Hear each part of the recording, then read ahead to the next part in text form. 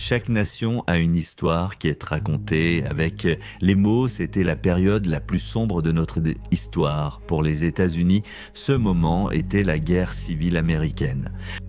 Un conflit autant une bataille pour l'âme de l'Amérique qu'il ne l'était pour la politique, l'économie et l'idéologie.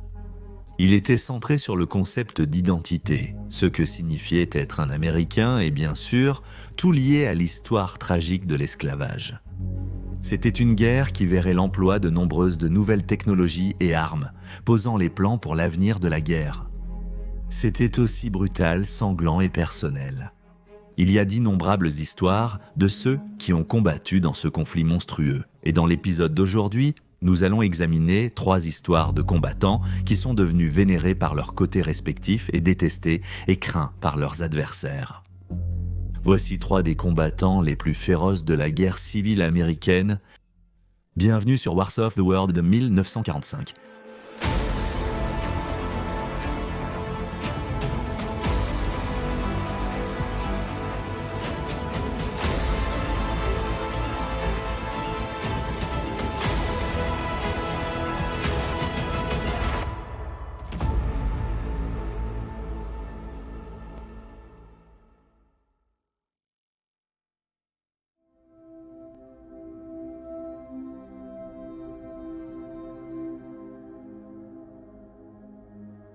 Lorsque Jack Hinson a commencé à exploiter sa plantation de tabac dans le comté de Stewart, au Tennessee, il n'avait aucune idée qu'il s'installait sur ce qui deviendrait un bien immobilier stratégique prisé par les 2 camps pendant la guerre civile.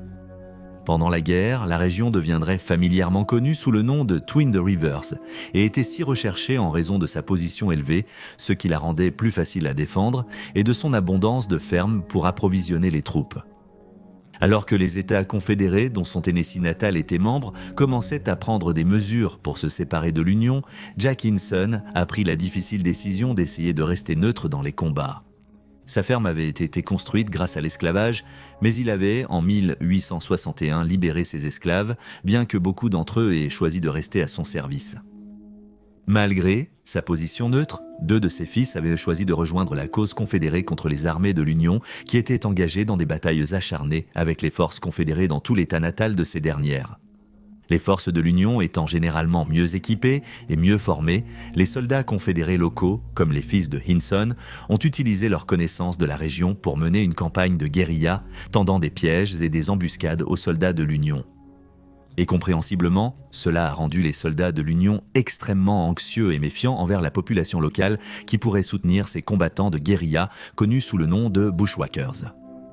Il y a un certain débat sur la raison pour laquelle Jack Hinson, connu sous le nom de Vieux Jack dans sa communauté, est soudainement passé d'un homme essayant de survivre en temps difficile à rejoindre la cause confédérée.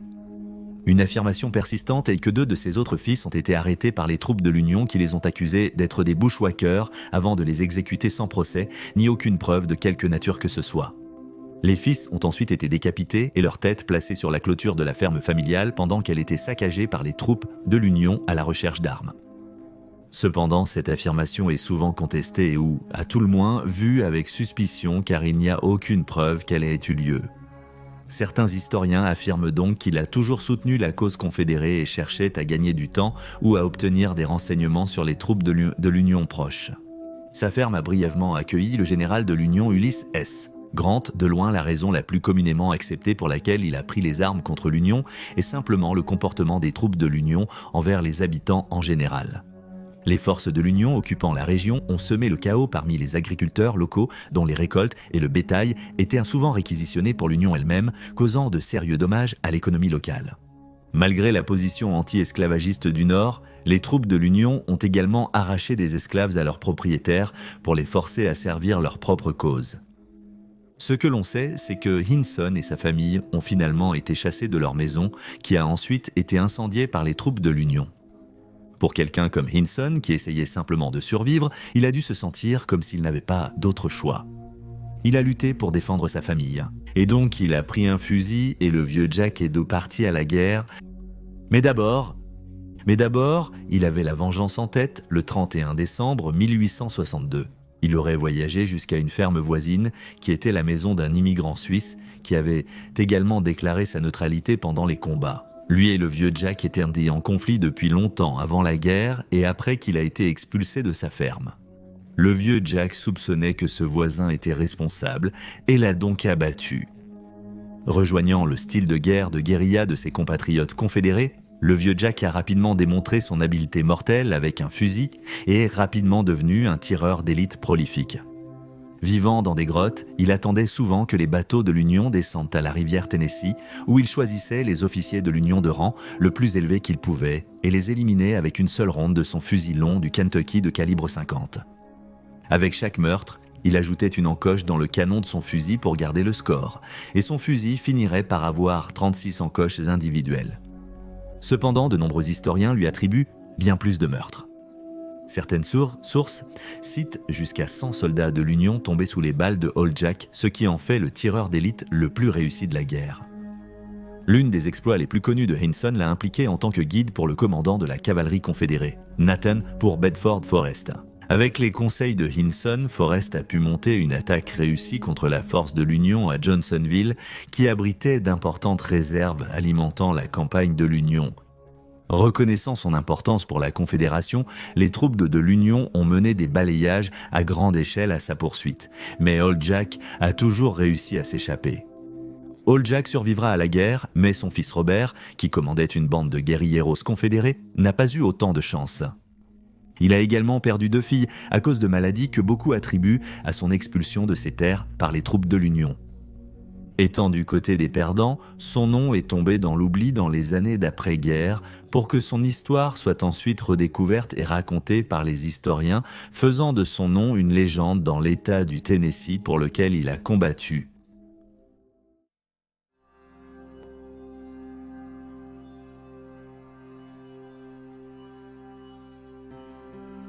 Les guerres ne se gagnent pas seulement dans les batailles sur terre ou en mer.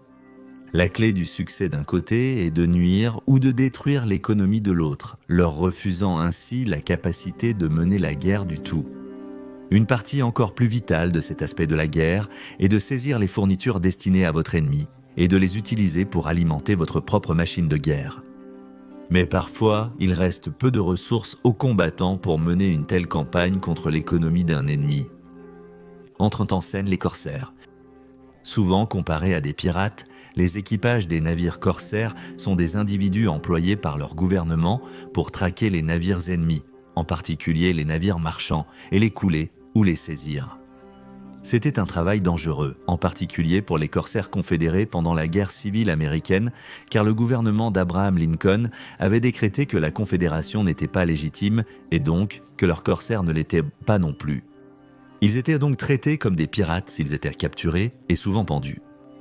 Poussés par l'idéologie confédérée ou simplement par une bonne vieille cupidité, la menace d'une corde de pendus n'a guère dissuadé les capitaines confédérés d'obtenir une charte du gouvernement confédéré pour saisir les navires de l'Union. L'un des nombreux navires réaffectés en tant que corsaires était le Seabundassy. Jefferson Davis, nommé en l'honneur du premier et finalement unique président de la Confédération, le nom a été raccourci par la plupart en Jeff Davis. Construit à l'origine comme un brigantin rapide à la Nouvelle-Orléans en 1845, le navire est devenu plus tard le navire négrier illégal Echo jusqu'à ce qu'il soit capturé par les États-Unis. Marine au large de Cuba en 1858. Mis aux enchères, il a été acheté par un groupe d'actionnaires de Charleston en Caroline du Sud qui ont ensuite procédé à la reconversion du navire, cette fois pour la guerre contre le Nord, le resplendissant au nom de leur commandant en chef du Sud. Mais une arme n'est aussi bonne que son capitaine, et à cet égard, le Jeff Davis avait l'un des meilleurs capitaines de la flotte confédérée en la personne de Louis M. Coxeter. Considéré comme un homme juste qui traitait bien ses prisonniers, Coxeter s'était déjà fait un nom en tant que marin compétent et était l'un des investisseurs du navire avant le déclenchement de la guerre. À ses côtés se trouvait son premier officier, un certain William Ross Postal dont la carrière remontait à l'époque où le Texas était indépendant et avait sa propre marine dans laquelle il servait. Ensemble, ces deux hommes et leur équipage de plus de 70 personnes deviendraient bientôt les pirates les plus recherchés par la marine de l'Union grâce à une période stupéfiante d'opérations commençant fin juin 1861. Coxeter et le Jeff Davis ont été salués de Charleston le 28 juin avec beaucoup de pompe et de circonstances, car la ville célébrait également l'anniversaire de la défaite de l'amiral britannique Sir Peter Parker lors de la guerre d'indépendance américaine près d'un siècle plus tôt. Utilisant son habileté, Coxeter a dirigé le Jeff Davis armé de seulement 5 canons en fer britannique de 6 ans, passant devant les navires de guerre de l'Union tentant de capturer des corsaires comme lui-même. Ayant réussi à s'échapper, Coxeter commencerait une campagne de pillage dont même les pirates les plus légendaires auraient été fiers. En seulement 7 semaines, lui et ses hommes captureraient 9 navires de différentes tailles et tenteraient de les faire naviguer, ainsi que leur cargaison vers les ports confédérés. Selon l'un de ses victimes, interrogé plus tard, ils avaient mal identifié le Jeff Davis en raison de ses voiles en chanvre à la coupe française. Et au moment où ils ont réalisé leur erreur, Coxeter était sur eux. De tels exploits dramatiques en si peu de temps ont envoyé des ondes de choc de haut en bas de la côte est de l'Amérique du Nord et Coxeter est instantanément devenu l'homme le plus recherché du jour, à l'exception du président, confédéré lui-même, dont le nom ornait son navire. Cependant, tout ne fut pas un succès pour Coxeter et ses hommes. Capturer leur prix était une chose, mais les ramener en était une autre. Une fois le navire capturé, des membres de l'équipage de Coxeter seraient chargés de le ramener, mais malheureusement pour eux, tous ne possédaient pas les compétences nécessaires pour échapper au blocus de l'Union. L'un des navires saisis était l'Enchantress, qui a été placé sous la responsabilité de William W. Smith et une petite équipe surveillent et maintiennent l'ordre parmi l'équipage. Tentant d'atteindre la Floride, le navire a été intercepté par le navire de l'Union United States Ship Albatross et repris. Traités comme des pirates, Smith et ses hommes ont été enchaînés et transportés à New York où ils ont été jugés et ont échappé de justesse à la peine de mort. Un autre des prix de Coxeter était l'Alvarado qui s'est retrouvé poursuivi jusqu'à la côte par les United States Ship Jamestown.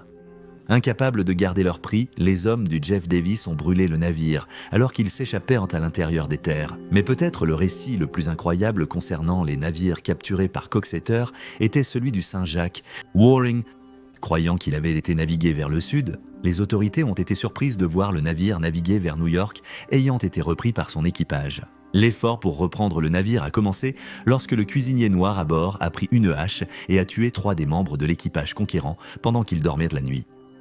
Coxeter a parfois permis aux équipages des navires capturés de partir après avoir pris leur précieuse cargaison. Dans plus d'un cas, il a vu le nombre de son équipage augmenter grâce à un afflux de déserteurs des navires qu'il a capturés et qui souhaitaient passer du côté des Confédérés. Au moins 2 navires ont été vendus aux enchères tandis qu'un autre a été sabordé. Alors que Coxeter et le Jeff Davis étaient craints par les marins des flottes marchandes de l'Union, ils étaient adorés par les Confédérés comme des héros. Et lorsque le navire est arrivé en Floride le 16 août, des foules se sont rassemblées pour les accueillir chez eux. Malheureusement, ils sont arrivés pendant une forte tempête qui a frappé la côte de la Floride. Et même l'habileté de Coxeter n'a pas pu empêcher le Jeff Davis de s'échouer, mettant fin à la courte mais réussie carrière du navire. Coxeter a tenté de lever des fonds pour un autre navire corsaire, mais n'a pas réussi à le faire. Il a donc eu recours à la direction de coureurs de blocus, utilisant ses compétences blénos pour contourner la flotte de l'Union et faire passer en douce des fournitures et des exportations essentielles à travers le blocus de l'Union qui tentait d'étrangler le commerce confédéré. Compte tenu de son succès à bord du Jeff Davis, il n'était pas rare que les propriétaires de navires confédérés se livrent à des guerres d'enchères pour sécuriser ses services jusqu'à la toute fin de la guerre.